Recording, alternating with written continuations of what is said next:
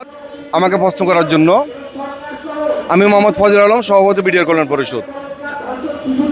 আজকে আমাদের সংবাদ সম্মেলনটা করার মূল উদ্দেশ্য হলো, আমরা কেয়ারটেকার সরকারের আমলে বাংলাদেশের প্রতিটি জেলায় মানববন্ধন করে ডিসি মহোদয়দের কাছে স্মারকলিপি জমা করেছি এবং বিডিআর কল্যাণ পরিষদের অধীনে কেয়ারটেকার সরকারের আমলে আমরা 60টি আন্দোলন সংগ্রাম করেছি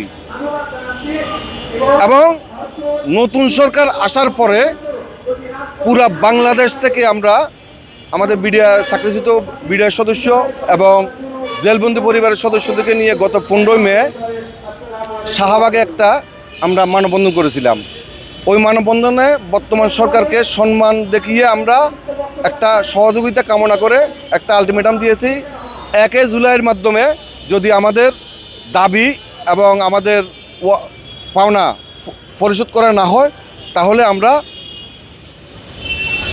যে কোনো মুহূর্তে আন্দোলনে নামবো বা সমাবেশে নামবো।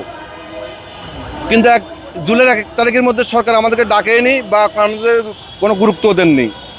তারই পরিপ্রেক্ষিতে আমরা আবারও সরকারকে দৃষ্টি আকর্ষণ করে আমরা আজকে সংবাদ সম্মেলন করেছি যে আমরা সরকারকে সময় দিতে চাই। আমরা দেশের বিরুদ্ধে কোনো কাজ করতে চাই না বা আমরা কিন্তু করি না, করবো না। সরকারের বিরুদ্ধে আমরা কোনো কিছু করবো না, কিন্তু সরকারের সহানুভূতিতা কামনার জন্য আজকের ঘোষণাটা এটাই দেওয়া যে 12 তারিখের মধ্যে যদি আমাদেরকে সরকার যদি না ডাকেন বা সুযোগ সুবিধা আমাদের ফেরত না দেন, তাহলে আগামী 13 তারিখ পুরা বাংলাদেশ থেকে আমরা সকল প্রকার চাকরিচ্যুত বিডিআর সদস্য, এটা হতে পারে CU summary court, DG summary court, ফৌজদারি মামলা এবং বিশেষ আদালত, এখানে আমাদের অফিসার থেকে শুরু করে আমাদের একবারে এডি থেকে শুরু করে সুইপার পর্যন্ত যাদেরকে চাকরিচ্যুত করা হয়েছে সকলকে নিয়ে আমরা এই আন্দোলন সংগ্রামে আমরা নামবো।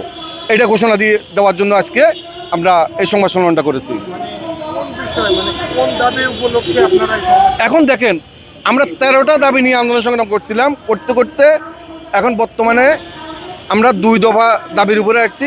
সর্বপ্রথম হলো যে আমাদের মধ্যে আমাদের অফিসার থেকে শুরু করে নিজস্ব অফিসার, যে বিডিআর এডি, ডিআইডি এবং সৈনিক এবং সর্বনিম্ন সুইপার পর্যন্ত যারা চাকরিচ্যুত হয়েছে বিভিন্ন আদালতে, তাদেরকে যেন সকল প্রকার সুযোগ সুবিধা সহ তাদের দ্রুত চাকরিতে পুনর্বহাল এবং পুনর্বাসন করেন এবং নিরপরাধ জেলবন্দীদের দ্রুত যেন মুক্তি প্রদান করেন। আর আলামা ফজলুর রহমান সাহেবের যে স্বাধীন তদন্ত কমিশনের রিপোর্টটা জনসম্মুখে যেন দ্রুত প্রকাশ করেন, এই দাবিগুলো নিয়ে আমরা মাঠে নামবো। আমাদের এখনও প্রায় 300+ সদস্য নিরপরাধ, অনেক সদস্য আছে এখনও 300+ সদস্য কারাগারে আছে। ঠিক আছে, ধন্যবাদ ভাই।